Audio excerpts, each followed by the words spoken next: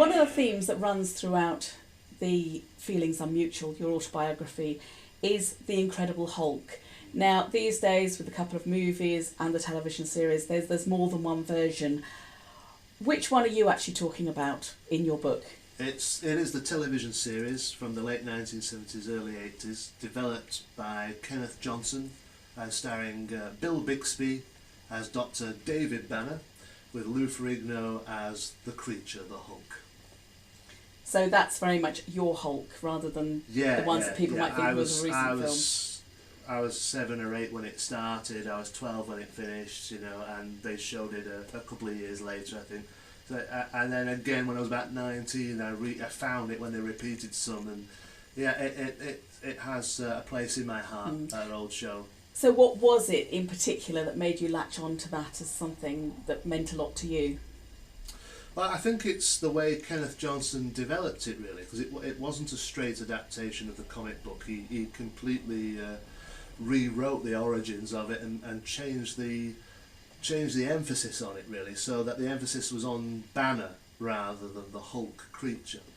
And the way Bill Bixby played it, this very sensitive man, an intelligent man but sensitive, who's struggling with the transformations. So, and also the things that trigger the transformations. In the opening titles, the narration says when David Banner grows angry or outraged, a startling metamorphosis occurs. But actually, when you watch the episodes, more often than not, it's frustration or pain that triggers the changes, rather than just anger.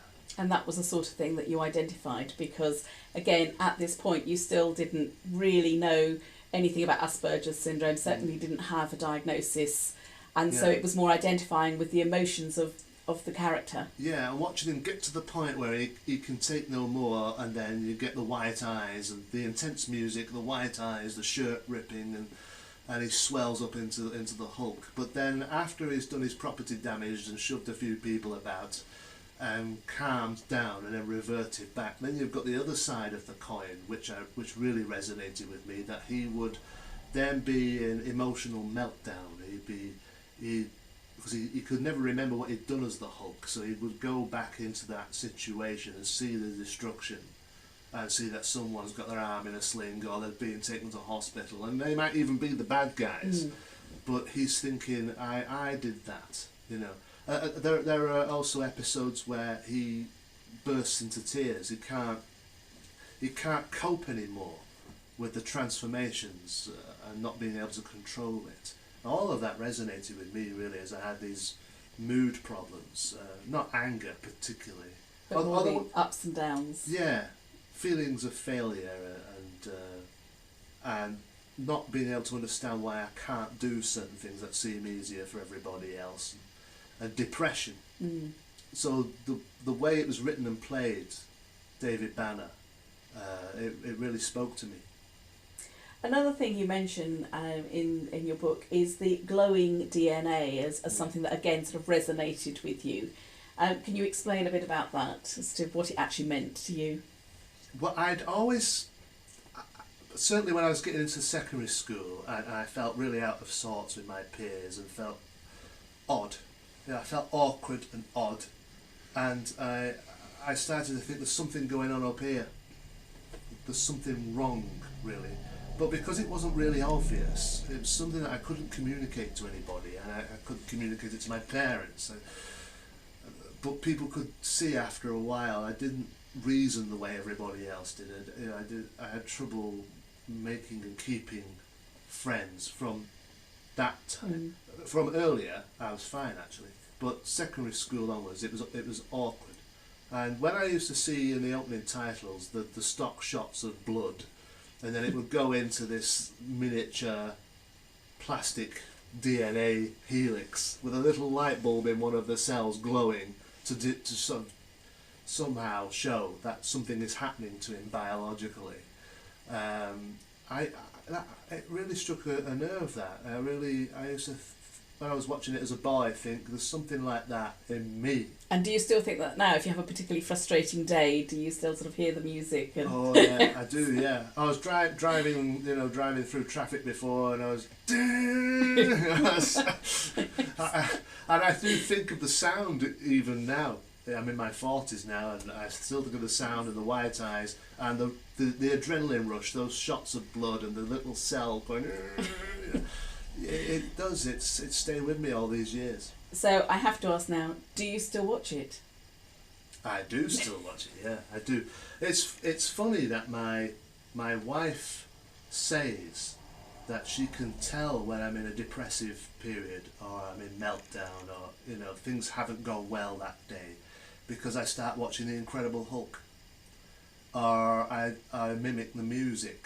I have been known to go when I'm getting wound up, and that's a signal to her that I'm not coping.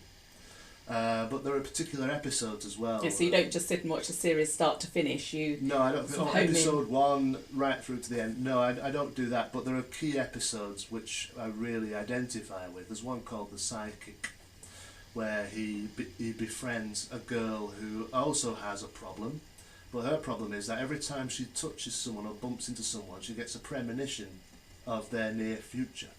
So it can help, because she can sort of, someone's going to have an accident, but it's also a curse as well, because she's walking down the street like this, trying not to touch anybody. She can't have a boyfriend, she's got no life, so in a way she mirrors him. The isolated being. Yeah, it's a different problem, but the end result is the same. And they develop a real nice friendship in that story.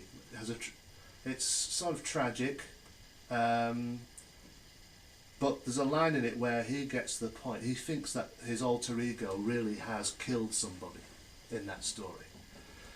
And because he believes that it has, there's a scene where he's at the top of this apartment block, standing on the gangway, and he's going to throw himself off it.